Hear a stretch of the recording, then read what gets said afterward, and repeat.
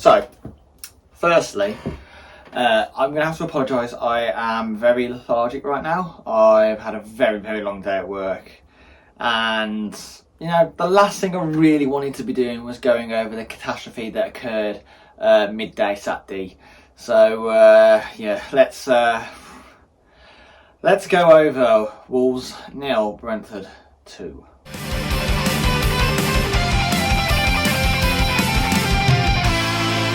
As always, guys, I know, and I'll always have to. I have to ask. But please leave a like and subscribe. Goes a long way, as I always mention. So yeah, please hit that like button and also the subscribe button. Oh, and share, obviously, share. Sharing's caring. Do you know, I was optimistic. I'm not going to lie. I was you'll know in the previous video if you watched it. I was very, very optimistic. I thought, you know, finally broke the duct with the old lack of scoring. For perfect game to take into, newly promoted side. What better game to go into? And I think we just got it wrong straight away.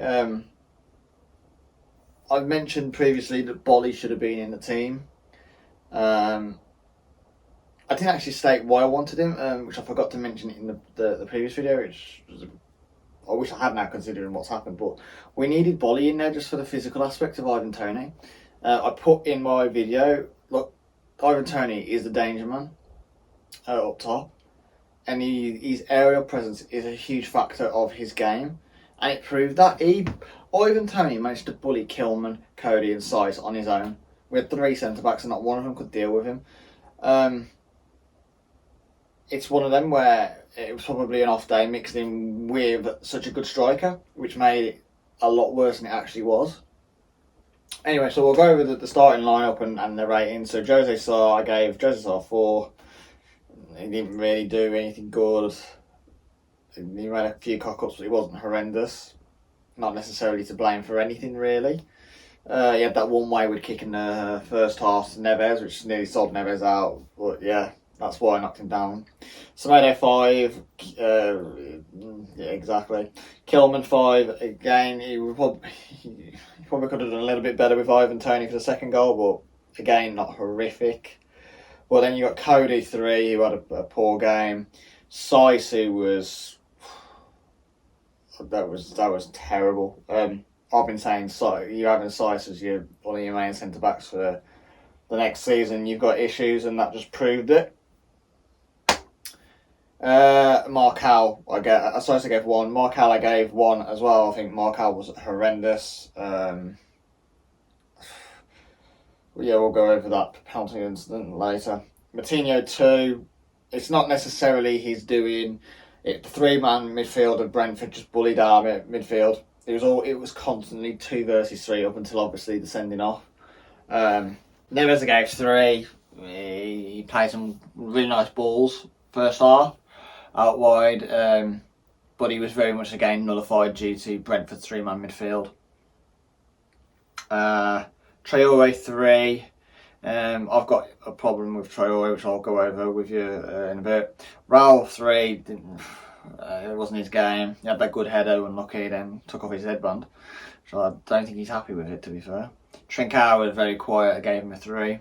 The only positives of the game were Hwang. I gave a 6. I thought he really, really wanted it, and he was even like, you know, there was one part of the game where he was only going at Traore for not releasing it when he should have done, which is one of my gripes. Podence I thought was all right. 6. He came on and he tried to create some things. Fabio I gave 5 because I couldn't really give him a grade, and he didn't really warrant anything to be graded down. So smack bang in the middle. So the story of the first half is, well, that was a fair few, to be fair. Wasted chances again. Seem to be top of the list with Wolves. We get into that final third and we just don't do anything with it. It's too slow, and this is my argument with Traore, and a lot of people. I know this is going to sound very controversial, and a lot of people think, "What the hell are you on about?" Blah blah blah. I think a lot of people are still living off the fact or living off the Traore of 2019 to 2020. That potential of he could be absolutely brilliant. But he hasn't been that player since the 2019-2020 season. For someone who is the world's fastest player and renowned to be it, I don't understand how someone can be so slow in attacking. And again, some of you are going to be going, well, what are you on about? You know, he takes on men and he gets down the line and he comes back in and, you know, puts the ball in the box. But the thing is that people don't notice, and this is what I picked up on last game, is when the ball is fed out wide to Traore, as his urge is not to go straight away, it's to stop, to wait for that man, especially in the second half. I noticed this, you know, kicking towards the south bank, he'll stop. Now, I understand that's his way of beating the man, stopping, slowing down, and then pushing the ball past them and then beating them on the sprint. Fair enough. But the problem is if you are always doing that, granted you can put one man on him, but Brentford's back line, every single time when that ball came into the box, apart from once with the Raul header, they were set up, they were organised, they knew exactly where to be because they had time to plan it. And it was a case of nothing was troubling them. And I would much prefer someone just to tell Traore just to stop this dicking about with trying to beat the man, like slowing him down and beating him at pace. Just drive into the box and release it early. The other thing is his crossing's just not on par as standard it needs to be. I was saying this to my brother. When Pedro Neto's back, and now you've got Hwang and Podence who are literally knocking on the door for first team football now because they are actually, you know, doing a little bit more than Traore in regards to creating and scoring, statistically. I see Traore as an impact sub more than as a starter. Now, I know a lot of you thinking, oh, this guy's talking bollocks, blah, blah, blah. I understand that. It does come across a bit far-fetched and a bit controversial. But I would much rather have someone who's slower and able to whip in a good ball and able to get the ball in quicker than Traore dazzle everybody, beating three men and then not providing anything at the end of it.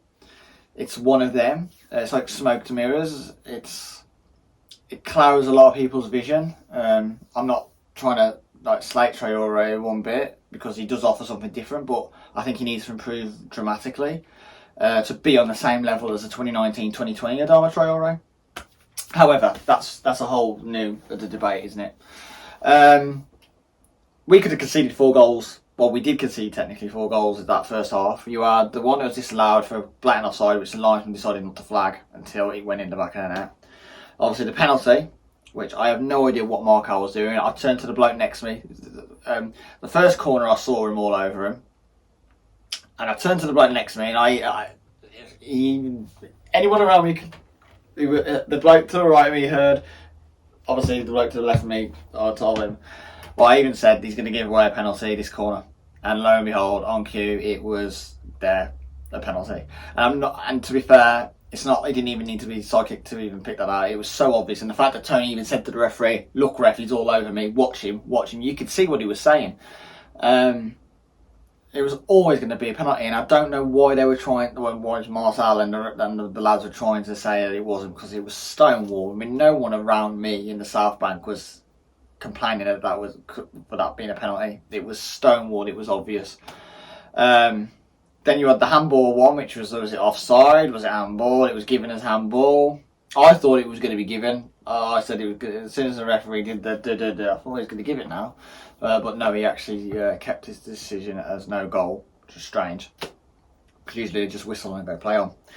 And then obviously the Mbeumo won the goal, which was absolutely horrific defending. Kilman was a bit unfortunate, so to say, with the tackle. People were slating Cody. Now, I ain't got a problem with Cody because Cody literally stood in the right place as a defender. It potentially could have closed him down, but closing him down leaves a big old space behind him, which no one was there for.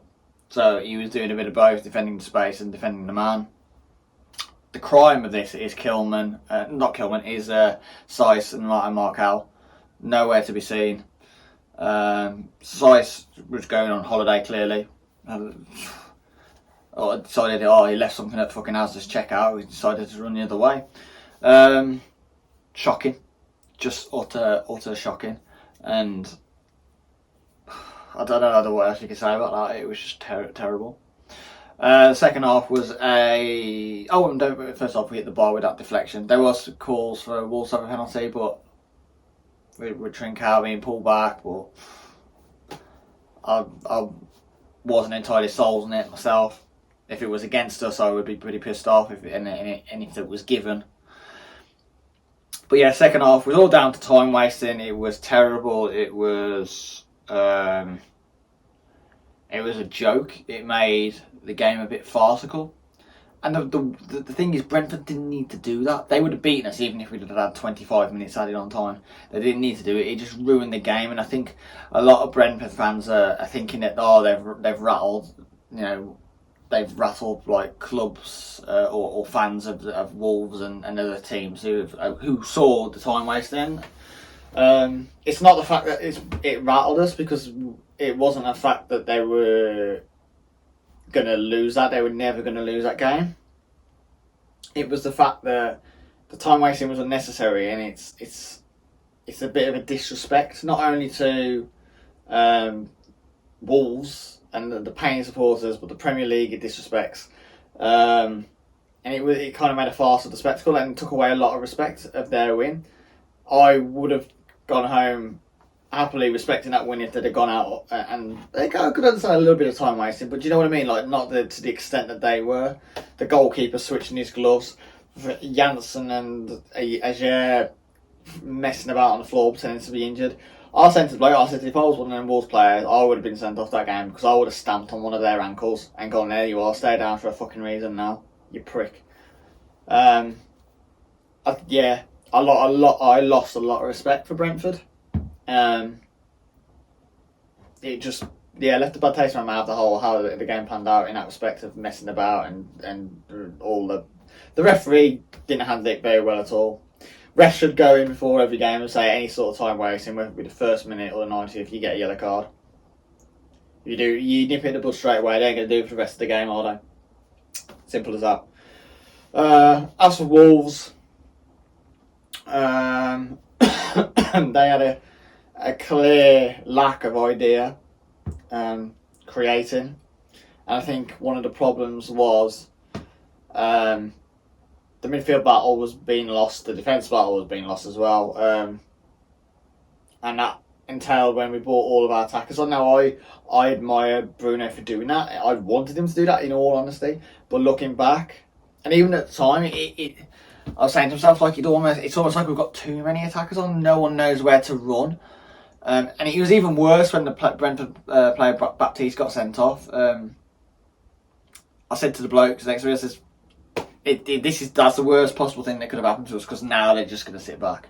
And that's exactly what they did. There was no channels to try and get into. It was just, they just soaked up everything. And to be fair, that's what I was saying. Like, they didn't need to waste time. We were never going to score. We were never going to score that game with how we were set up and how we were playing. So, the running joke is, people would have preferred Dendoncker to come on. Dendoncker probably would have been a brilliant substitute that game, because that midfield battle was being lost. It was always 3 versus 2. So if you had Dendoncker into the middle, I don't know how he would set up, but I thought with the 3 in the middle, it was needed. And Wolves have better midfielders than Brentford, and no disrespect to Brentford, because obviously they've just done a job on us, but Neves, Matinho, Dendoncker, I personally think are better than the Brentford midfielders, which include Janelt. I don't know who the other two are, not going to lie. But that just says it all. Yes, it was disappointing, and it's one of them where we need to bounce back. It's one of them where we can't just assume relegation. There's a lot of people jumping to that conclusion already. The one thing I will say is it's left me concerned, mainly because it's 4 out of 5 defeats. It's 4 out of 5 games we've not scored. We've only technically scored 1 goal ourselves. The other one was an own goal. And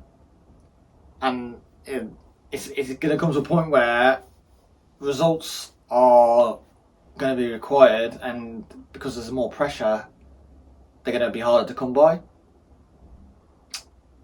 I hope it doesn't come to that. You know, a good win against Southampton this weekend, and it changes everything. You know, there'll be more positivity. But I am cautious, and I don't blame anybody who is cautious and concerned. But we've just got to wait and see. We've got to wait at least 5 or 6 games time, see where we are then. We'll be roughly a third of the way through the season then. So yeah, it's one of them where we just gotta be cautious. Obviously, we've had the season under Nuno where we got to Europe and we lost. I think what did we? I can't remember how. I know we had a bad start in 2019, 2020. Because it took us like 4 or 5 games to get a win, and that was against Watford. So, but like, it's one of them. Like, we've just got to be careful. So yeah, table I've put up. I'll put some stats up as I go along as well, which are quite concerning ones. But fingers crossed, things get better. We can only see we've got Southampton on the weekend. I'll do another video in the Southampton prep.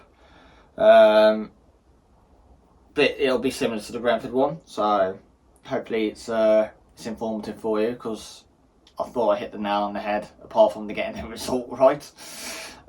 With my Brentford video, with Janelle, did cause a lot of problems, and obviously Ivan Toney was just bossed us. We have got a Carabao Cup game coming up against Tottenham. I'm not going to do a review for that one, or preview should I say, but I might do a review video. Because it's all about time. I mean, I'll put this video out and then obviously I'll have to put another one out straight away and then do another one straight after that. So I might just do a Tottenham and Southampton review video. I don't know how to do it, but yeah, there's a lot of games. The midweek games are a nightmare. Don't forget to like and subscribe as always, and I'll catch you on the next one, which will probably be the Southampton preview one. Have a good week, guys. Peace out.